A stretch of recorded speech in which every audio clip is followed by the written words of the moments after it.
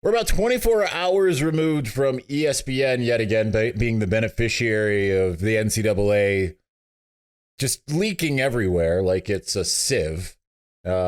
Michigan doesn't seem to be able to get any kind of privacy from the NCAA when it comes to this particular investigation, unlike any other schools that go through NCAA investigations.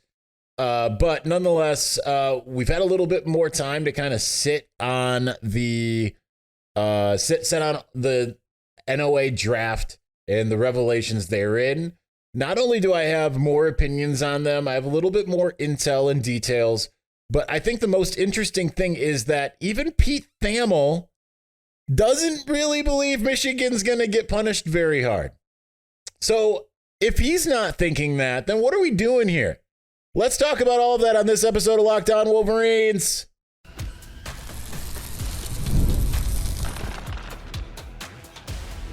You are Locked On Wolverines, your daily podcast on the Michigan Wolverines, part of the Locked On Podcast Network, your team every day. That's the thing started messing up there. Happy Monday. We are back and doing it. Locked On Wolverines podcast. Heck of a start.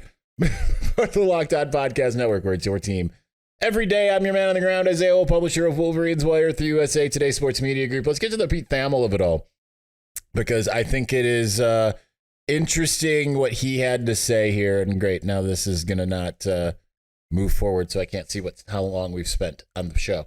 All right, so Pete Thamel, he goes on Get Up this morning, and he says, and I quote, you can read this on Wolverines Wire as well. So I would think Sharon Moore asked, like, what is it gonna be that Michigan faces? So he says, so I think Sharon Moore faces a short suspension. If you look at the history of this stuff at the maximum to go through sort of the matrix of what could happen to Michigan in this, I don't think that they're going to have any type of postseason ban. I don't think, looking at history and looking at past precedent in this, there's going to be any type of retroactive anything to what they've already won and accomplished. Their accomplishments are safe. There's no players' eligibility at stake in this. So for Moore, who's sort of become the face of this notice, because the other coaches involved have all gone to the NFL, I would think we will find out in the upcoming weeks and months, depending on how long this takes to litigate, if he does end up getting some type of suspension. I don't even think that that's necessarily going to happen, right? Because here's the thing. He's the face of that notice because ESPN made him the face of that notice, right? It wasn't because that's like, oh, all of the onus of everything has been suddenly placed on Sharon Moore. No, it's because ESPN decided that the best course of action for their reporting was to make Sharon Moore the face of it, which thus obviously influenced my own reporting or aggregating. But like I talked about on Sunday, maybe you didn't see the quick reaction show. We reacted to everything together. I sat down and I did a cursory glance and then hit record, and then we kind of reacted to everything together there. It kind of reminded me of going through the Washington Post report, where things felt like in the immediate moment when you're reading everything all on one page, it's like, this doesn't look good. And then you take a moment to get past the sensationalism of it all and kind of look at what it's actually saying and recognize it's really not anything. And the Sharon Moore part in this report, according to the NOA draft, is absolutely absurd, honestly. Because what is he being punished for? Essentially, because keep in mind, I'm pretty sure Sharon has an iPhone. In order to, and I'll use a visual aid here if you're watching. Not that I'm going to do it, that I'm going to show you my actual screen. But all it would take to delete someone's message, actually, maybe we can do it. We can do it real fast here. Let's see here. Let's scroll so there's some names that you don't see. But like, for instance, like I got a junk mail here. WalkPK069@outlook.com. In order to delete the texts, the 52 texts, which makes it sound so sensational, all I have to do is just swipe right there and hit the little button, and there it's gone. And, delete. Oh no, I just deleted 52 messages. What am I hiding? That's what we're talking about, right? That's the sensationalism to some degree. Now, it might be accurate that it is 52, but clearly there's no part in those text messages that have any kind of damning evidence. Otherwise, it would be like, well, Sharon Moore is being charged with the damning evidence contained within. And that's not it. It's just he deleted messages. Connor Stalions took hard drives from the office. What it doesn't say, and I see people like, oh, he took hard drives. What was he hiding? They're his hard drives, okay? Like, if I am told that I am on suspension from a job, I'm going to take my personal effects with me. That might be hard drives. If I, I left my job. I took my computer with me. The horror. That's where the sensationalism kind of plays in to some of these things. And thus, I mean, Pete Thamel is telling you with his appearance on Get Up that he sees through it, right? Because he is the ringleader for all of those who want to look at this and say, the hammer's coming down. The hammer's coming down. So Kirk Barton, Zach Smith, all of you people who want to come at me, the guy that you trust the most, that is just like, this guy deserves a Pulitzer, is out there telling you the hammer's not coming down. He's telling you maybe a short suspension for Sharon Moore. And I honestly, with a level 2 violation, the only way I can even see that happening is through, honestly,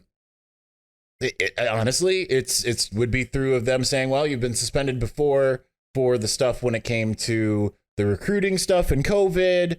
Therefore, we're going to go ahead and say that you're essentially a repeat offender. That's the only way that I could see them honestly finding a way to actually justify it and Michigan accepting it. And I don't know that Michigan would do that, right? Michigan clearly knew that all of this Sharon Moore stuff was in play, and yet they elevated him to head coach. That should tell you something. So the further that we get away from this report, and how much time do we have? Because like I said, I can't see the time here. The further we get away from this report that came out yesterday, the more that I'm able to hammer the point home, the original point, and add some additional context, right? The main point has always been, but we lose sight of this often because there's all this superfluous stuff that comes out, like, Chris Partridge gave a recruit a t-shirt. Great. Let's burn it down.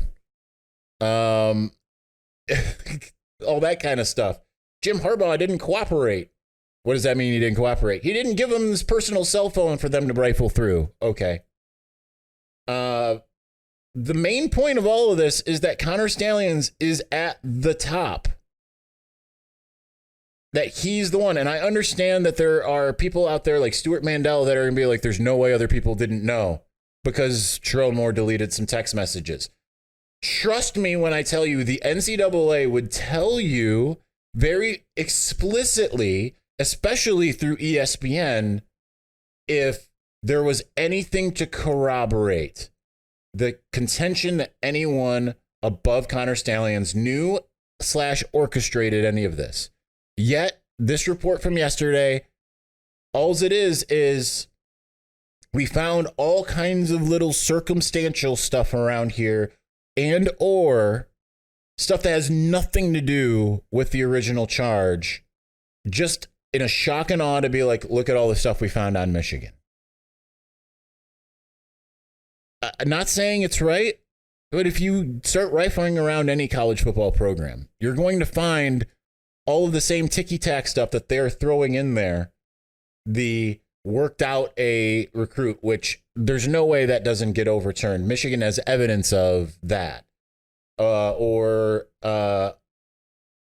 There's any of that recruiting stuff that's the type of stuff you kind of find around college football. That's the type of stuff that gets often self-reported en masse.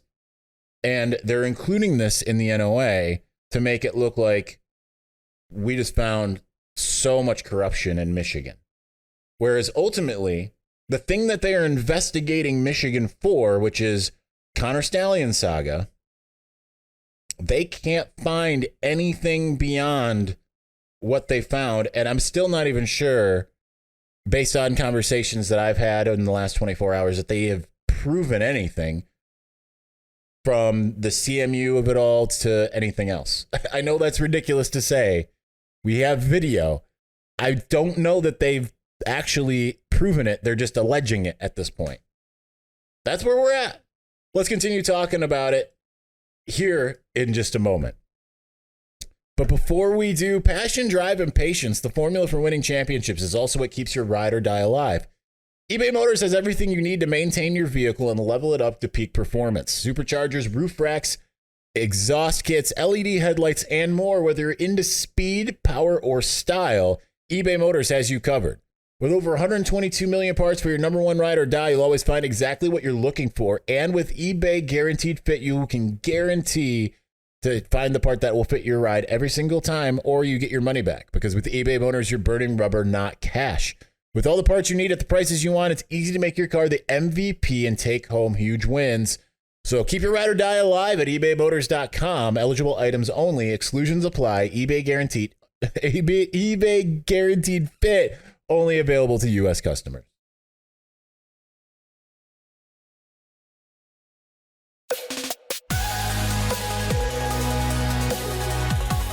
So I do have one bit of piece of, I don't want to say it's bad news, but the chances of our special guest coming on the show on August 27th has dwindled. It will still be revealed. This is my main source throughout all of this. Not my only, but my main source through a lot of this as far as what actually did happen and didn't happen. So that will still at least be revealed on August 27th. But as far as doing a 2-episode series as I had hoped, I think that that's going to be delayed a bit, just to temper expectations. You'll understand why that day. Maybe we'll still be able to get them on real quick, but not in this type of way that we were planning initially. So stay tuned as far as that's concerned. So, the further we get down this, the further that we get down this whole rabbit hole, as in the Connor Stalions stuff, there's still no extra anything to this, right? Like they're just finding a bunch of tertiary charges and trying to tie it to it. Again, the cooperation aspect, I've discussed that at length as what that actually means, because there are, Josh Pate touched on this a little bit. Now, obviously, we've touched on it as well. But what their version of cooperation, their definition of cooperation is much different than what maybe yours or mine is. And I think that plays a big part. And keeping in mind when you're reading this NOA draft, which I want to also remind you that this is subject to change. This is a draft. Could have already changed. Some people I've talked to say that it already has changed, but I'm not 100% certain on that yet either. I've gotten no clear word as to whether this is a current draft, the old draft, what's changed, what hasn't changed. But the bulk of the major charges you see here are lack of cooperation. The level ones, against Connor Stalions, against Jim Harbaugh, lack of cooperation. I think the most damning part when it comes to the NCAA with that is that ESPN included that part, and we talked about this yesterday, about Jim Harbaugh's lack of cooperation being the unwillingness to hand over his cell phone. Because as you'll see, there will be some more that comes out about the fact that these people did interview, and I'm not sure to what extent you'll know about that, right? Like as far as the evidence that's presented. But I think you'll have a pretty good idea that there was cooperation. It's just when you are judge, jury, and executioner like the NCAA is, you can make whatever definitions you want, whatever punishments you want, and you can kind of go by it, right? Because these aren't different entities. This isn't like a court led by a judge with a jury proceeding as far as the deliberation of the punishment or the guilt thereof, with attorneys on both sides. Within this house of the NCAA, you have the courtroom you have the prosecuting attorney, you have the judge, you have the jury, all of these things. And in the meantime, the defense is under a gag order. They can't talk about any of this stuff. So here, for all of the people that kind of look at this entire scenario with Connor Stalions, this entire thing, and just feel like, well, all we've heard about is the guilt of Michigan and thereof, and therefore it behooves us to believe that the hammer is coming down and all of this stuff. Well, that's because you've only heard the prosecution side, unless you're tuning into a show like this. More and more, you're seeing people like Josh Pate, like Paul Feinbaum, actually say, like, we're over this. This is absurd. Paul Feinbaum was also on ESPN Get Up, and he had something to say. He said, this is all a continuation of a long, drawn-out story that in many people's eyes, probably other than the NCAA, is over. Let's not forget that Charlie Baker, the president of the NCAA, and this may sound out of context because it probably is, but after Michigan won the national championship, he said they won fair and square. I remember that, and I think a lot of lawyers are going to remember that too, and if this case goes very far and puts Michigan in the crosshairs. I think that the reporting on this by Pete is fantastic, and I'm not trying to minimize it, but the point is that in the big picture of college athletics, nobody respects the NCAA. Nobody really cares about the NCAA, and there are a team of lawyers ready to drag this out and threaten the NCAA if they do dare to do anything to Michigan other than a slap on the wrist. I mean, we'll see on that latter point, right? Michigan's not exactly shown a lot of teeth here. There are reports that have come out, I believe, by Sam Webb, that Michigan hadn't even received this draft, and ESPN got it in advance, which again shows that the NCAA is trying to shape the court of public opinion, which brings us back to the things that I said yesterday. Why do this now? The NCAA has never been in much of a rush, but they've been in a rush with this entire thing. They rushed this investigation together, okay? They came in and they said, we're going to go ahead and do this right now, whereas usually these things can take years. The Kansas and the wiretapping of it all took years for them to investigate. Yet with this, they got on it within weeks in some way, shapes, and forms here. But when it came to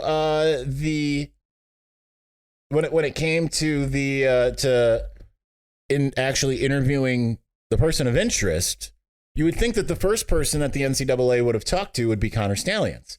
After all, he's the center of this circle. They did not until April. Michigan didn't try to talk to him until he was long suspended.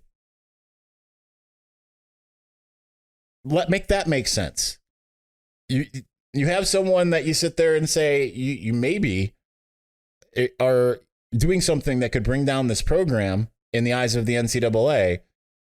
You know, we're going to need you to go home, but they never were like, what did you do? Let's talk about this for a second. Let's discover what some of this means. Never happened. So it's interesting how this is all played out in terms of the kind of framing, the lack of cooperation. Connor Stalions didn't cooperate. But what does that really mean? And yet those are the most serious charges.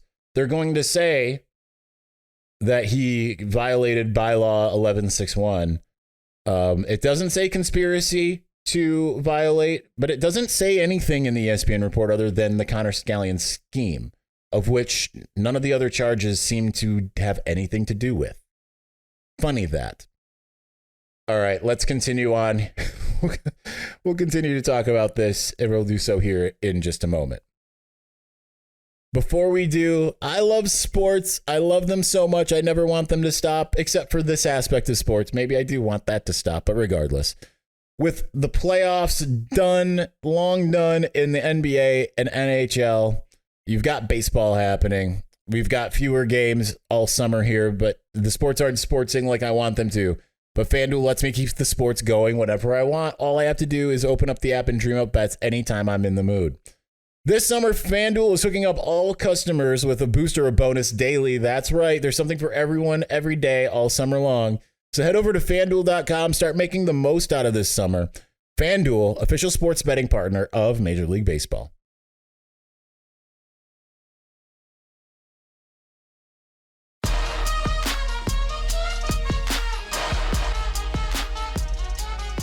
All right, we're going to move on from the... We spent a whole show and 2/3 of a show talking about the ESPN stuff, but the more that we parsed into it, even some of the stuff, I got some clarification. Like I said yesterday, I didn't know about this intern with the signs thing. As I pointed out, that if an intern had a sheet of play call, other teams' play calls, again, not illegal. That's just part of the sensationalism. I've been informed that it wasn't any of that none of that even happened. That's the word of somebody who has an axe to grind. But I've been informed reliably by a very good source that that's not what happened at all. It was just Connor Stalions' some of his documents that had nothing to do with football, that were his personal effects, but no sheet of place. Again, not illegal, but that it's as I was told, like, what reason would Connor have to give that, especially at that juncture? That might not make sense for everybody, but when we can elaborate more, then it'll make more sense, I guess, if we can fully elaborate more, which I don't know that we'll get to that point, unfortunately, on that particular instance, but we'll see. Anyway, US LBM coaches poll by my mothership on the writing side, USA Today Sports, has been released. Michigan comes in at number 8. I'd have to look back and see where Michigan ranked. I think they were probably like 3 or 4. We're going to find out. I'm curious now. 2023. Oops. If I could actually type, that would be good. I'm trying to rush it here on the show since I come up with different ideas late here. Anyhow, Michigan's ranked number 8. They do have a first place vote. Of course, this isn't going to come up easily. It's just everything's new. I want old. Come on. But the hardest part when it comes to the schedule is the perceived strength of it, because Michigan at season's end faces number 2 Ohio State. 3 weeks before that, 4 weeks before that, 4 weeks essentially. On November 2nd, Michigan faces number 3 Oregon. And in just, 5 weeks from now, Michigan faces number 4 Texas. Only one other ranked opponent on the schedule for Michigan. That's number 23 USC. Michigan avoids number 25 Iowa and number 9 Penn State. So it's a tough one. It's a tough schedule. I think Michigan's mostly ranked kind of appropriately. Top 10. I don't like Michigan behind Notre Dame, because it really, to me, is like, what is Notre Dame? Like, why are they always just thought of as like they're so close right there before they show that they are nowhere close and not right there. But everyone else, I think I would have ranked ahead of Michigan. You got Georgia at number 1. I mentioned 2, 3, and 4. Alabama at number 5. That would be more of a question mark for me with a coaching change, personnel losses, but they do have Jalen Milroe returning. So that, I think, is a big thing. Also, Kalen DeBoer has shown that he can win big and win fast wherever he goes. Like, it's taken him no time at all to turn programs around. He doesn't have to turn around Alabama. He's just being dropped into a program with some of the best resources ever, and had one of the best rosters, despite a lot of the losses, still a really good roster. Number 6 is Ole Miss, and like I said, Notre Dame is one ahead of them. So I think that's it's a pretty good spot for Michigan. I'll tell you one thing is that this doesn't matter. It's just kind of like, okay, this is what the perception of the Michigan team is. So you can go up, you can go down, you can stay the same. It's going to be incumbent upon Michigan to do the most it can to go up. Now, you lose to Texas, depending on how that game goes, they can go down in a hurry. They beat Texas, you're going to go up, but you still have a lot of other opportunities with USC and Washington on the schedule early. And then obviously the back third of the schedule is brutal. So I think that's relatively fair.